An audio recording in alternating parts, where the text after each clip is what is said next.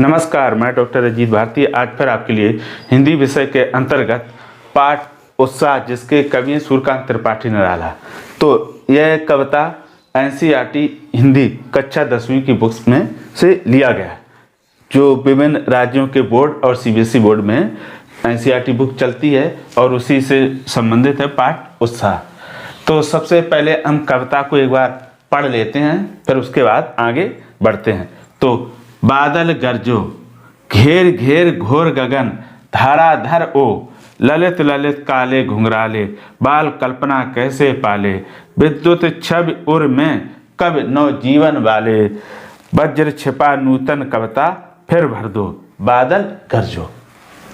तो इसको हमने पढ़ लिया, ठीक। तो आपको कविता समझ में आ गई होगी पढ़ने से कि बादलों के बारे में ही कहा गया है, किसी और विषय में यहाँ चर्चा नहीं की है, ठीक है।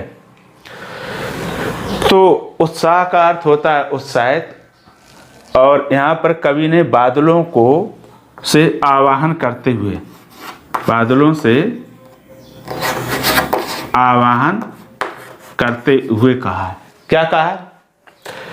बादल गरजो, हे बादल, ये बादल है आपका और ये देखो गर्जना बिजली चल, हे बादल आप खूब जोर जोर से गरजो, क्योंकि कभी बादलों में क्रांति के स्वर उसे दिखाई देते हैं। फिर आगे क्या कहते हैं? घेर घेर, घेर घेर का अर्थ होता है घेर लेना, यानी चारों तरफ से घेरना। घोर का अर्थ होता है भयंकर, गगन का अर्थ होता है आकाश, धाराधर का अर्थ होता है बादल, ओ का अर्थ होता है हे। तो कवि क्या कहते हैं? हे बादलों, यानी कौन बादल है? ये बादल है, इनसे कहते हैं हे बादल, यानी हे बादल आप क्या करो? भयंकर, घोर का अर्थ क्या? भयंकर, भयंकर रूप से आकाश को यानी गगन को घेर घेर यानी घेर लो। कवि कहते हैं बादलों से, हे बादल आप भयंकर रूप से क्या करो? पूरे आसमान को क्या कर लो? घेर लो। यानी सारे बादलों से आह्वान करते हुए कवि कहता है, मान लो ये बादल है, ठीक। तो इस तरह से क्या करो? आप पूरे आसमान को घेर लो। आगे ललित ललित काले घुंघराले, ललित ललित का अर्थ होता है सुंदर सुंदर, और काले का यानी काला रंग, घुंघराले का मुड़े हुए, जैसे मुड़े हुए बाल होते हैं स्पाइरल, उनको हम क्या कहते हैं? घुंघराले, ठीक। यानी मुड़े हुए बाल जो स्पाइरल की तरह करा लेते हैं जाके ब्यूटी पार्लर या सैलून में। अब सुंदर सुंदर काले घुंघराले, जो ये बादल हैं, आपने देखा होगा कि जब आसमान में बादल आते हैं तो ऐसे घुड़मड़ाते हुए आते हैं, है ना, इस तरह से उड़मड़ाते आते हुए। और आप देखो, मैं इधर आपको वीडियो भी दिखा रहा हूँ, इसमें देख लीजिए कि किस तरह से बादल उड़ते हुए आते हैं, और उन जो बादल होते हैं वो कैसे दिखाई देते हैं? घुंघराले जैसे। तो कहते हैं आपके जो स्वरूप है वो कैसा दिख रहा? बहुत ही सुंदर, काला और घुंघराला, ठीक। यानी कवि कहते कि आपकी जो सुंदरता है बहुत ही सुंदर दिखाई दे रहे और काले काले घुंघराले बालों के समान प्रतीत हो रहे। फिर आता बाल कल्पना कैसे पाले। बाल का अर्थ होता है ये बाल, कल्पना यानी हम जो इमेज करते हैं, पाले का अर्थ होता है इच्छा रखना, ठीक।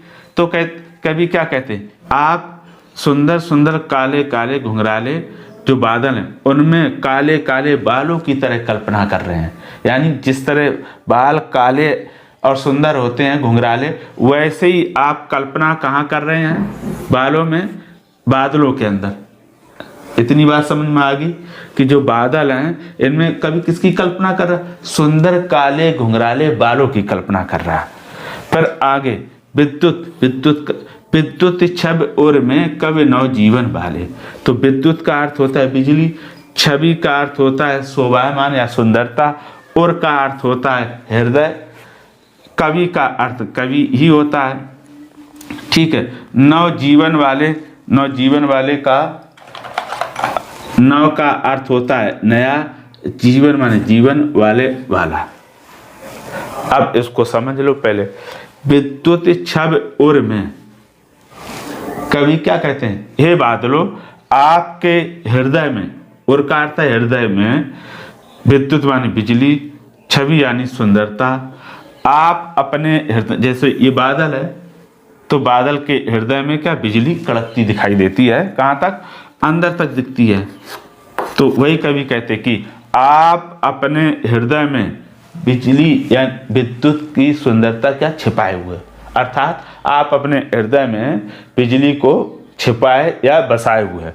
आगे फिर निराला जी क्या कर रहे हैं, इनका पूरा नाम है सूर्यकांत त्रिपाठी निराला। निराला जी बादलों से क्या कहते हैं, संबोधित करते हुए कहते हैं कवि, यानी निराला तो कवि हैं ही और बादलों को भी एक कवि की संज्ञा दे रहे हैं, यानी संबोधित करते कि हे कवि नव जीवन वाले, यानी लोगों को नया जीवन देने वाले। सूर्यकांत त्रिपाठी निराला चूंकि स्वयं एक कवि हैं, वो बादलों को भी कवि कहकर संबोधित करते कि आप कवियों की भांति हो और लोगों को नया जीवन देने वाले हो। तो ये पूरी लाइन हो गई कि अपने, हे बादल आप अपने हृदय में बिजली छिपाए हुए जो बहुत ही शोभायमान सुंदर लगती है और कवि की भांति लोगों को नया जीवन देने वाले हो। फिर अगली लाइन वज्र, वज्र का अर्थ होता है कठोर, छिपा नूतन का अर्थ होता है नया और कविता का अर्थ होता है कविता, है ना। फिर माने फिर से, भर दो माने भर देना, बादल गरजो हे बादल गरजो। अब आ जाते हैं, कवि कहते कि आप अपने अंदर कठोरता छिपाए हुए हो। कठोरता मतलब क्रांतिकारी की तरह भावना। नूतन कविता, आप इसी कठोरता, ऊर्जा, संघर्ष, क्रांति, नई कविता के माध्यम से लोगों के अंदर यानी संसार में फिर भर दो, फिर से भर दो। कवि ने निराला जी ने क्या कहा बादलों से कि हे बादल आप कवि के समान हो और लोगों को नया जीवन देने वाले हो। आपके अंदर कठोरता छिपी हुई है, आप उसी कठोरता की भांति, क्रांति की भांति नई कविता के माध्यम से लोगों के अंदर वह संघर्ष, पौरुष, ऊर्जा फिर से भर दो। बादल गरजो, कवि कहते हैं कि हे बादल तुम खूब घुमड़ घुमड़ कर आओ और गरजो, जैसे ये बादल घुमड़ भी रहे हैं और गरज भी रहे हैं। अब हम आते हैं अब हम इस कविता का पूरा अर्थ एक बार हिंदी में समझ लेते हैं। कवि बादलों से आवाहन करते हुए कहते हैं हे बादल तुम खूब जोर जोर से गरजो, क्योंकि कवि को बादलों की गर्जना बहुत ही सुंदर दिखाई देती है, उन्हें इसमें क्रांति की भावना छिपी हुई दिखाई देती है। वो कहते हैं कि हे बादल तुम आसमान को चारों तरफ से भयंकर रूप से घेर लो और गरजो। आपका जो स्वरूप है, जो बादल कहते हैं, कवि कहते हैं कि आपका जो स्वरूप है वो कैसा दिखाई देता है, काले काले घुंघराले बालों के समान सुंदर प्रतीत होता है। आप बादलों में बालों की कल्पना के समान, आप बादलों में क्या करते हो, सुंदर काले बालों की कल्पना करते हो। आपके हृदय में बिजली छिपी हुई है, आप एक कवि के समान हो और लोगों को नया जीवन देने वाले हो। आपके अंदर कठोरता छिपी हुई है, आप उसी कठोरता, क्रांति को लोगों को नई कविता के माध्यम से उनके अंदर भर से भर दो। हे बादल तुम खूब जोर जोर से गरजो। अब आगे आते हैं।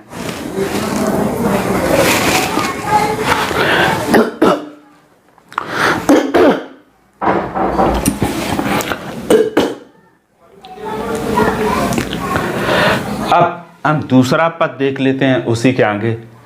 तो इसको पहले हम एक बार वाचन कर लेते हैं, यानी पढ़ लेते हैं। विकल विकल उन्मन थे उन्मन, विश्व के निदाग के सकल जन, आए अज्ञात दिशा से अनंत के घन, तत्व धरा जल से फिर शीतल कर दो, बादल गरजो। तो विकल विकल का अर्थ होता है व्याकुल यानी बेचैन। उन्मन का अर्थ होता है अनमने यानी बिना मन से, अर्थात चिंतित दुखी से, उन्मत्त थे यानी अनमने थे, यानी बिना मन के, या यूं कहें कि बहुत चिंतित और दुखी परेशान थे यानी। और ये दुखी बेचैन कौन थे? विश्व के निदाग के सकल जन।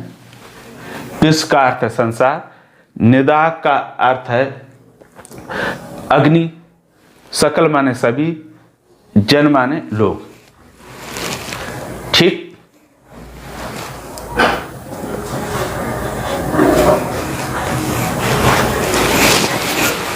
ना मजा ना आया।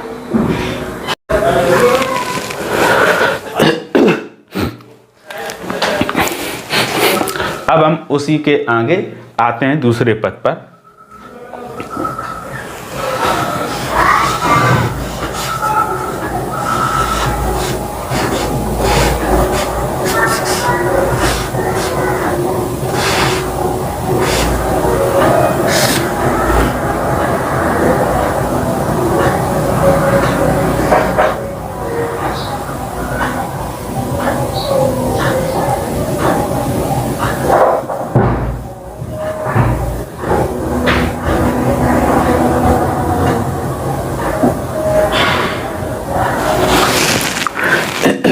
अब हम दूसरे पद को पर आते हैं और उसको पहले एक बार पढ़ लेते हैं। विकल विकल उन्मन थे उन्मन, विश्व के निदाग के सकल जन, आए अज्ञात दिशा से अनंत के घन, तत्व धरा जल से फिर शीतल कर दो, बादल गरजो।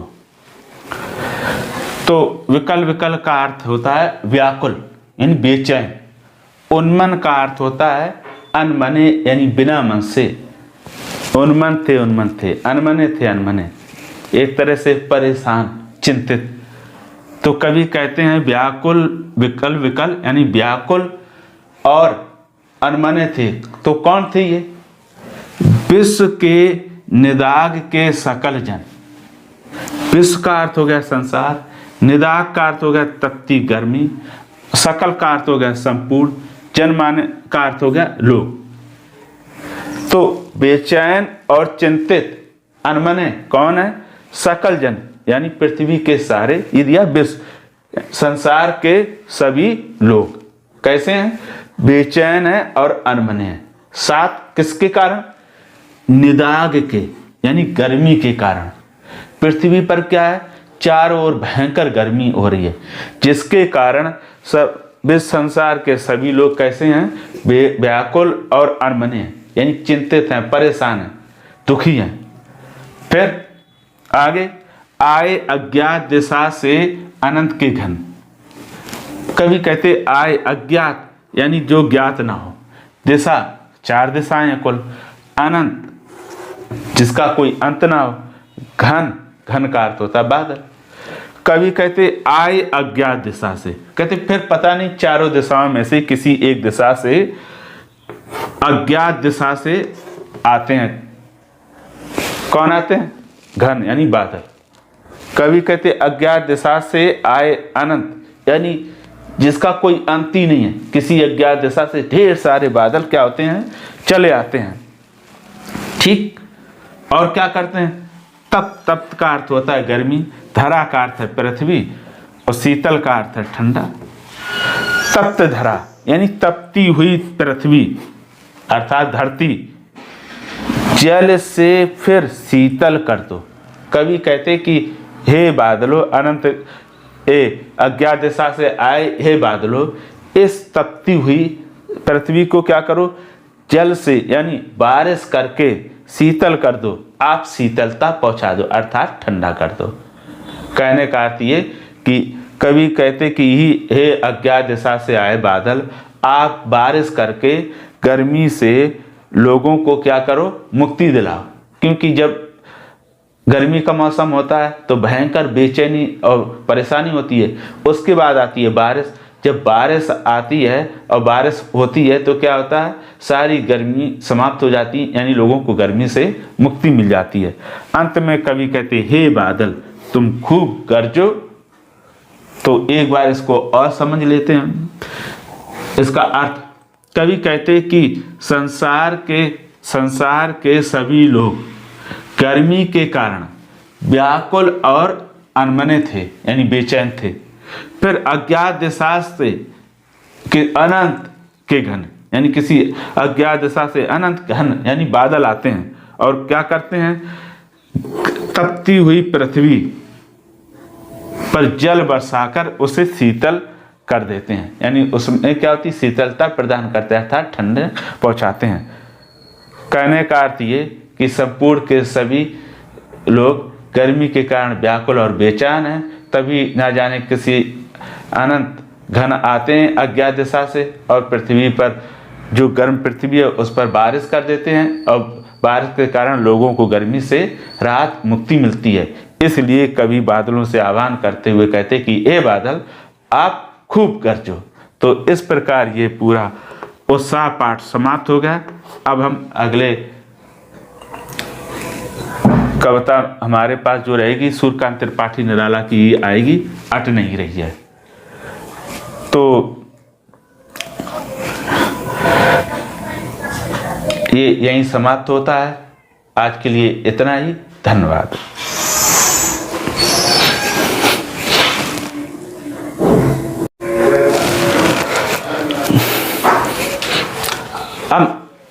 अब हम उत्साह के दूसरे पद में आते हैं। ठीक, तो पहले इसको हम पढ़ लेते एक बार। विकल विकल उन्मन थे उन्मन, विश्व के निदाग के सकल जन, आए अज्ञात दिशा से अनंत के घन, तत्व धरा जल से फिर शीतल कर दो बादल कर जो।